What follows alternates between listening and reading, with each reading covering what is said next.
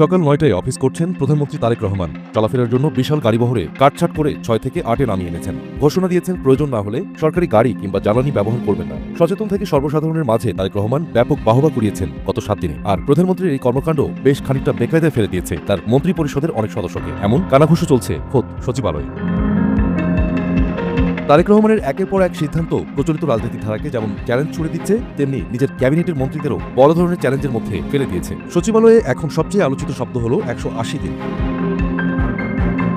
জানা গেছে প্রধানমন্ত্রী তার মন্ত্রিসভার সব সদস্যদের জন্য ১৮০ দিনের একটি আল্টিমেটাম ঘোষণা করেছেন। এই ৬ মাসে মন্ত্রী পরিষদের সদস্যদের কার্য মূল্যায়ন করা হবে। সচিবালয়ের কানাকানিতে এই কার্য মূল্যায়নকে বলা হচ্ছে পরীক্ষা। ফিসফিসানিতে শোনা যায় তারেক রহমানের ঘোষিত এই পরীক্ষায় ফেল করলেই হারাতে হতে পারে মন্ত্রিত্ব।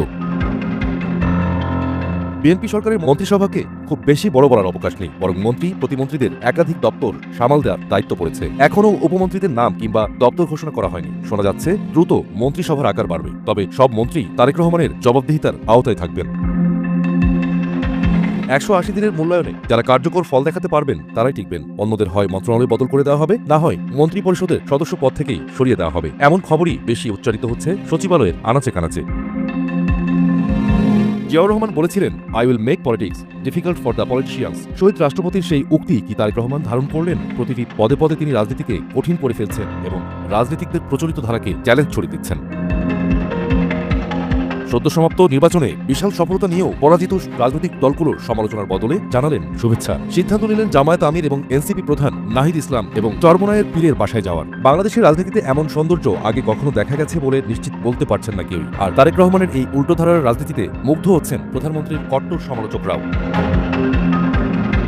রাস্তা বন্ধ না করে যাতায়াত করা ৪৯ মন্ত্রী প্রতিমন্ত্রীকে প্রধানমন্ত্রীর কার্যালয়ে ডেকে এনে বৈঠক করার ঝক্কি এড়াতে নিজেই সচিবালয়ে গিয়ে মিটিং করা, সকাল ৯টায় অফিস করা কিংবা সরকারি গাড়ি কিংবা জ্বালানি ব্যবহার না করা মনে হতে পারে এসব খুবই ছোট ছোট সিদ্ধান্ত, জানিয়ে হইচই করার কিছু নেই। কিন্তু এই ছোট ছোট সিদ্ধান্তগুলোকে একটি সুতোয় গাঁথলে চমৎকার একটি মালা হবে, যে মালাতে স্পষ্ট ফুটে উঠবে বদলে যাওয়া বাংলাদেশের সৌন্দর্য। এরই মাঝে প্রধানমন্ত্রীকে অনুসরণ করে বেশ কয়েকজন মন্ত্রীও নিজের গাড়িতে চলাফেরা করছেন, সরকারি গাড়ি নিচ্ছেন না। গত ১৫ বছরে দেখা গেছে মন্ত্রী প্রতিমন্ত্রী আর আমলারা সরকারি গাড়ি, ড্রাইভার আর জ্বালানি ব্যবহার করে পারিবারিক কাজও করতেন। এবার হয়তো সেখান থেকেও মুক্তি মিলবে গণপ্রজাতন্ত্রী বাংলাদেশ সরকারের। তারেক রহমানের এমন সিদ্ধান্তে বড় ধরনের ঝাঁকুনি খেয়েছে বাংলাদেশের প্রচলিত রাজনৈতিক ধারা। তারেক রহমান যে এবার কেবল রাজনীতির স্বার্থে রাজনীতি করতে আসেননি সেটা স্পষ্টতই বোঝা যাচ্ছে। তিনি বাংলাদেশকে নতুন করে করার পরিকল্পনা করেছেন। I have a plan. ধীরে ধীরে উন্মোচিত হচ্ছে তারেক রহমানের ওই আলোচিত উক্তির নেপথ্যে থাকা রহস্য।